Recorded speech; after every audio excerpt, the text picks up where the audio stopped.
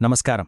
కురుక్షేత్ర మహాసంగ్రామంలో ఆ 13వ రోజు అసలు ఎటు చూసినా శంఖారావాలు, కత్తుల చప్పుళ్లే.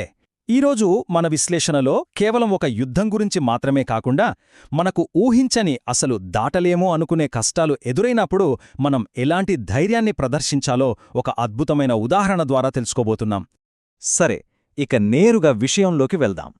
అసలు దారులన్నీ మూసుకుపోయినప్పుడు, ఒక అసాధ్యమైన వలయంలో చిక్కుకున్నప్పుడు నిజమైన ధైర్యం ఎలా ఉంటుందో ఎప్పుడైనా ఊహించారా? మనకున్న అనుకూలతలు, వనరులు అన్నీ చేజారిపోయినప్పుడు ఒక వ్యక్తి చూపించే అద్భుతమైన పోరాట పటిమను, అంతులేని ఆత్మవిశ్వాసాన్ని ఈ కథ మన కళ్లకు కడుతుంది. ముందుగా ఆ అభేద్యమైన చక్రవ్యూహం గురించి మాట్లాడుకుందాం.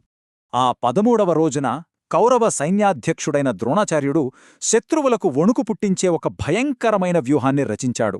అదే ఈ చక్రవ్యూహం.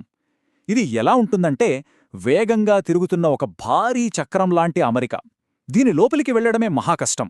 ఇక వెళ్ళినా ప్రాణాలతో బయటకు రావడం దాదాపు అసాధ్యం. పాండవులకు ఆ రోజు ఒక అతిపెద్ద సంక్షోభం ఎదురైంది. ఎందుకంటే ఆ వ్యూహాన్ని పూర్తిగా ఛేదించగలిగే ఏకైక వీరుడు అర్జునుడు ఆ సమయంలో అక్కడ లేడు. ఆయన యుద్ధభూమికి చాలా దూరంగా పోరాడుతున్నాడు. మరిప్పుడెలా? సరిగ్గా ఇలాంటి సమయంలోనే ఒక యువ వీరుడు ముందుకు వచ్చాడు. ఆ మహావీరులంతా దిక్కుతోచక అలా నిలబడిపోయిన ఆ విపత్కర పరిస్థితుల్లో ఎవరూ ఊహించని విధంగా ఒక యువ వీరుడు ముందుకు వచ్చాడు. అతనే అభిమన్యుడు.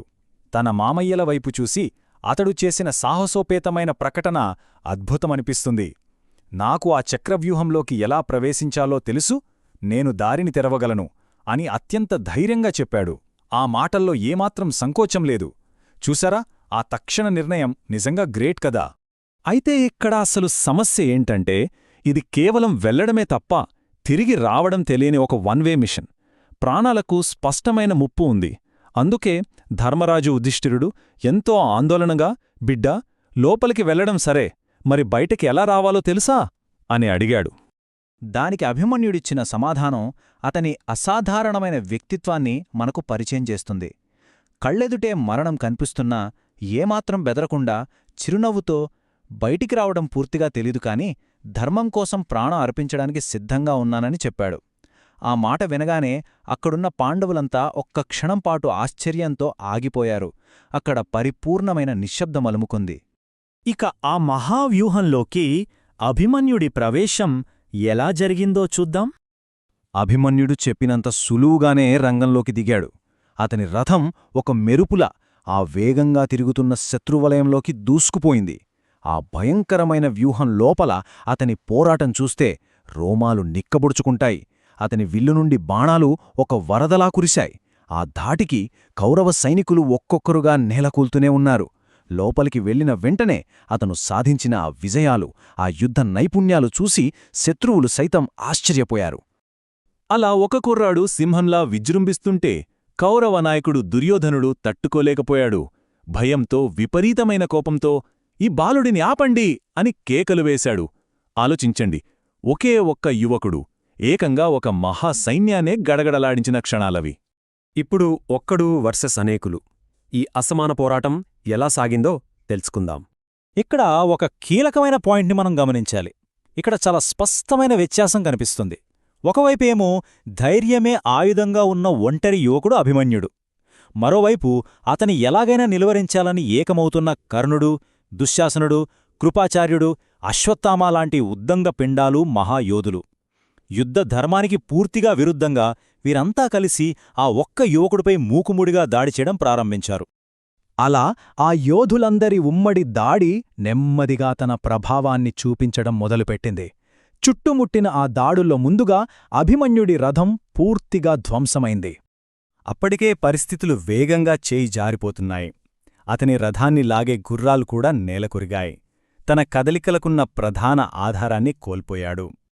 ఆఖరికి అతను పోరాడే ప్రధాన ఆయుధం, తన చేతిలోని విల్లు కూడా విరిగిపోయింది. రథం లేదు, గుర్రాలు లేవు, పోరాడటానికి చేతిలో ఆయుధం కూడా లేదు. ఒక యోధుడు వద్ద ఖచ్చితంగా ఏమీ లేని అసాధ్యమైన పరిస్థితి ఇది. కాని ఇక్కడే మనం అసలైన వీరత్వాన్ని, ఆ చెదరని పట్టుదలను చూస్తాం. వెనకడుగు వెయ్యలేదు, భయపడలేదు.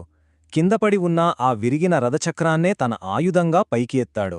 అతని కళ్లల్లో మరణభయం ఏమాత్రం లేదు, కేవలం వీరత్వం మాత్రమే కనిపిస్తుంది. విరిగిన చక్రంతో ఆ మహాయోధులను ఎదిరించిన ఆ దృశ్యం కష్టకాలంలో మనం ఎంత స్థిరంగా నిలబడాలో నేర్పుతుంది కదా. నిజంగా ఇది అత్యున్నతమైన తెగువ. ఆ తర్వాత జరిగిన ఆ విషాదఘట్టం, ఆ వీరుడు నేల కొరగడం.